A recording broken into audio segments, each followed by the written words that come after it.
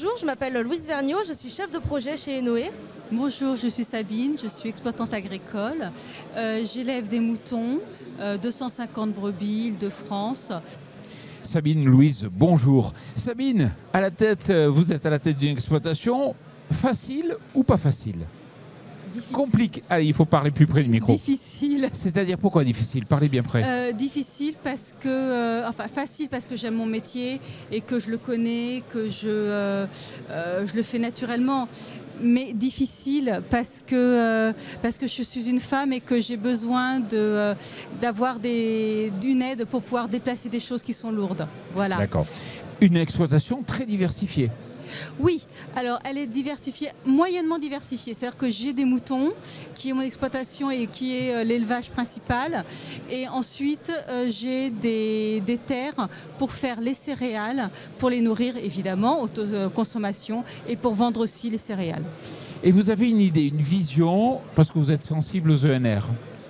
Oui. Énergie renouvelable, pardon. Énergie renouvelable, oui. Alors ce qui se passe, c'est que j'ai 250 brebis, mais j'ai un projet pour faire une augmentation de cheptel de 250 brebis encore. Et donc du coup, qui dit cheptel dit aussi bâtiment, le cheptel, les bâtiments, la bergerie, toutes les infrastructures. Mais je voudrais essayer de faire quand même un tournant et d'avoir quelque chose qui soit pérenne et écologique. Et donc pour cela, j'ai contacté Noé parce que je voulais avoir quelque chose qui puisse avoir un petit peu de d'ENR, comment ça s'appelle de l'agrivoltaïsme. L'agrivoltaïsme. On va en parler après. Oui, voilà. Et donc ils m'ont proposé des choses qui étaient intéressantes parce qu'ils ont mis les exploitants au sein de toute cette étude. Donc, parce qu'on est sur le terrain, bien évidemment, donc on connaît nos terres. Voilà, et donc du coup, ils nous ont proposé des choses. Et puis, en plus, l'agrivoltaïsme, et les panneaux solaires, c'est quasiment une énergie renouvelable. Donc, comme elle est renouvelable, elle s'oppose un petit peu à l'énergie fossile. Il nous faut des énergies renouvelables. Il faut qu'on puisse avoir des modifications. Il faut qu'on puisse voir toutes ces choses-là pour les énergies pour les générations futures. Donc il y avait cette idée d'énergie renouvelable, mais il y avait aussi l'idée d'avoir une nouvelle dimension pour l'exploitation. 250 brebis qu'on ne connaît pas, on peut se dire c'est bien. Mais en fait, il y a des paliers. Il faut avoir un troupeau de combien aujourd'hui pour vivre normalement? 500 serait bien et il me faut une pérennité, il me faut une rentabilité économique. 500 c'est bien. Voilà. Alors justement, Louise, vous avez accompagné dans ce projet Sabine. Oui, tout à fait. On a accompagné Sabine, donc elle nous a contacté avec effectivement cette idée d'augmenter son cheptel et sa surface agricole utile, donc de doubler vraiment son exploitation, tout en ajoutant à ça la dimension énergie renouvelable et agrivoltaïsme. Donc c'est vrai que voilà, nous quand on a pu prendre contact avec elle, forcément le but c'est aussi pour nous de se mettre au service de l'exploitation agricole et des agriculteurs, tout en permettant le développement d'une énergie renouvelable. Donc là effectivement on a vu qu'on pouvait être un soutien véritablement pour le développement envisagé, et donc c'est comme ça effectivement qu'est partie notre collaboration. Ouais. Puisque en fait quelque part c'est une co-exploitation, comment ça se passe globalement? Alors c'est pas vraiment une co-exploitation dans le sens où l'exploitant agricole reste vraiment maître de ses terres et de son projet agricole.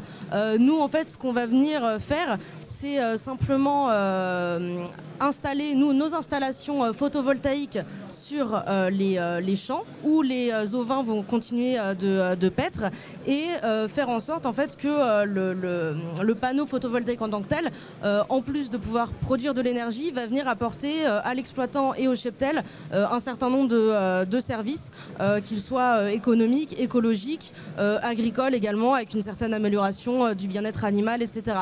Et donc nous en fait on essaye vraiment de travailler main dans la main avec l'exploitant, notamment pour s'adapter à ses besoins en termes d'engins agricoles, de fauches, etc. On va venir travailler le projet vraiment avec Sabine ici. Comment s'est passé ce partenariat justement? Bien? Bien parce qu'on se téléphone régulièrement, Ils me donnent les résultats. Dès qu'il y a des études, des résultats d'études, ils me les donnent. On en discute. Ils m'ont posé des questions sur la façon dont je travaille. Et d'ailleurs, en augmentant ce cheptel, j'ai l'intention de modifier certaines choses pour faciliter le travail, pour le bien-être animal, mais aussi pour le bien-être de l'éleveur. Et ça, c'est très important. Et donc, ils ont pris en compte tous ces éléments-là en me demandant mes choix et la façon dont je travaille. Parce qu'on travaille tous différemment. Mais le revenu complémentaire va vous permettre de sécuriser le modèle économique de l'exploitation, c'est ça ? Oui, mais déjà, en augmentant aussi les brebis, déjà, je sécurise déjà mon modèle. D'accord. Alors justement, on a parlé du bien-être des animaux. Vous savez que les brebis vont être intéressées pour se mettre un peu à l'abri sous les panneaux ? Oui. Parce que vous l'avez observé. On l'a observé, c'est-à-dire que les animaux aiment bien être sous les panneaux, autant en été qu'en hiver. C'est-à-dire qu'en été, quand il y a la canicule, quand il fait chaud, comme cet été, donc il y a un petit vent, c'est bien, ils sont bons. Et en hiver, par contre, ils sont dessous avec les intempéries, ils sont protégés aussi. Et il y a aussi une chose aussi importante, c'est que étant donné qu'ils sont en hiver comme en été sous les panneaux, ça permet d'avoir une transition sur l'année. Et donc du coup, au niveau sanitaire, il n'y a quasiment plus de problèmes sanitaires. Ils n'attrapent pas froid parce qu'ils ont l'habitude, petit à petit, ils se sont habitués. Et ça, c'est parfait. Et côté pousse de l'herbe ?